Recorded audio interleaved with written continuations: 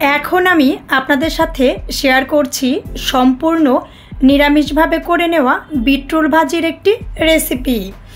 ঠিক এইরকমভাবে যে কোনো নিরামিষের দিন বিট ভাজি করে নেওয়ার জন্যে কোনো প্রকার স্কিপ না করে ফুল ভিডিওটি আমার সাথে থেকেই দেখে নিন।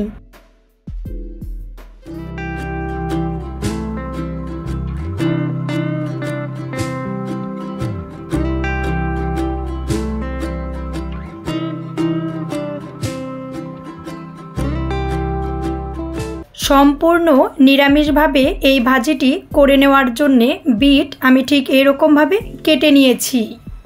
একই রকমভাবে কেটে নিয়েছি আলু, সাথে নিয়েছি সবুজ ক্যাপসিকাম, নিয়েছি হলুদ ক্যাপসিকাম, এর সাথে আরও নিয়েছি গাজর, নিয়েছি বেশ কিছু বাঁধাকপি। সবগুলো সবজি আমি কাটার আগেই পরিষ্কার করে ধুয়ে নিয়ে খুব ভালো করে কেটে নিয়েছি। আপনিও আপনার পছন্দ অনুযায়ী পিস করে নিয়ে নিতে পারেন।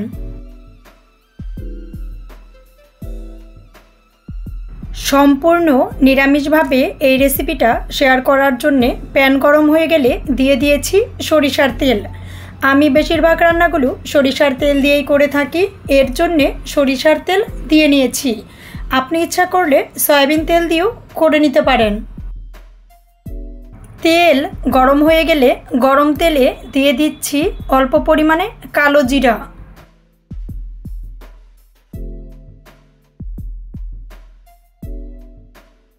কালো জিরা দিয়ে দেওয়ার পর এখন আমি প্যানে দিয়ে দিচ্ছি গাজর,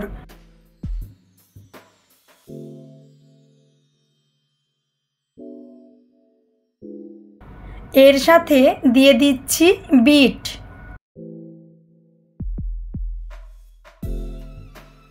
বিটগুলো দিয়ে দেওয়ার পর দিয়ে দিচ্ছি চিকন করে কেটে রাখা আলু, এর সাথে আরও দিয়ে দিচ্ছি বাঁধাকপি।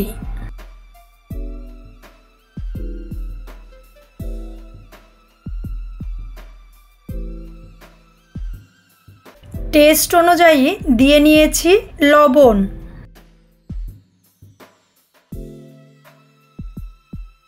চুলার আঁচ কিন্তু মোটেও বাড়ানো যাবে না, মিডিয়াম লো আঁচে রেখেই এই ভাজিটা করে নিতে হবে।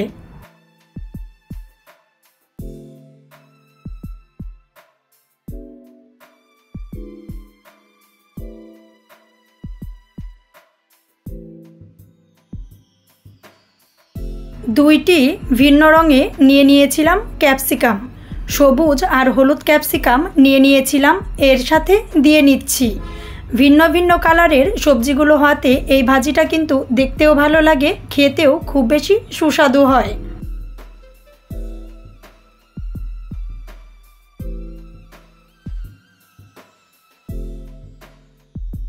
কিছু টাইম পর পর উল্টিয়ে উল্টিয়ে খুব ভালো করে ভেজে নিচ্ছি।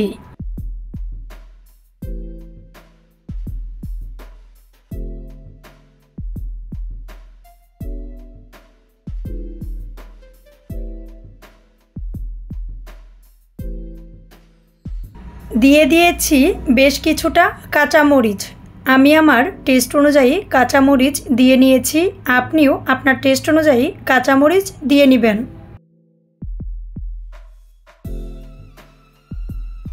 এই অবস্থায় চুলার আঁচ কিন্তু আরও বেশ কিছুটা কমিয়ে নিয়ে আমি বেশ একটু সময় নিয়ে খুব ভালো করে ভেজে নিচ্ছি।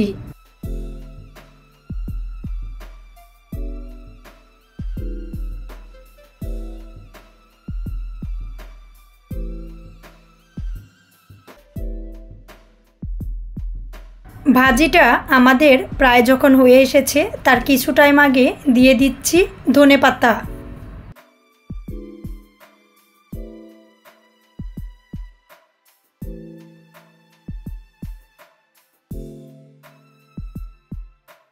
একদম লো আঁচে রেখে 2 থেকে আড়াই মিনিট উল্টে উল্টিয়ে খুব ভালো করে ভেজে নিয়ে আমরা কিন্তু চুলা বন্ধ করে নামিয়ে নিচ্ছি।